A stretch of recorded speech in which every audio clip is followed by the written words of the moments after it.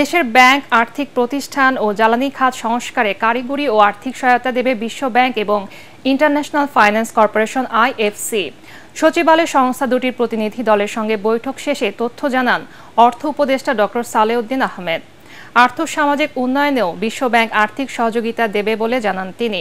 তবে কী পরিমাণ অর্থ সহায়তা পাওয়া যেতে পারে তা এখনো সুনির্দিষ্ট হয়নি বলে জানান অর্থ উপদেষ্টা।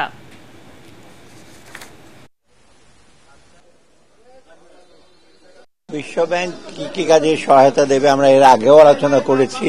আমাদের financial sector reform, NBR reform এগুলো নিয়ে আলাপ হয়েছে।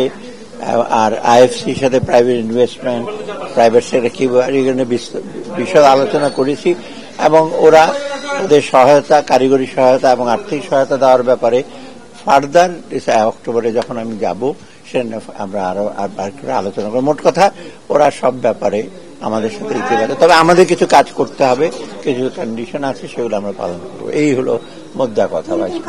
সার্বিকভাবে আমাদের আর্থিক উন্নয়নের জন্য এবং আর্থ সামাজিক উন্নয়নের জন্য ফ্লাড, পোস্ট ফ্লাড রিহ্যাবিলিটেশন এগুলো সব ব্যাপারে আলাপ হবে।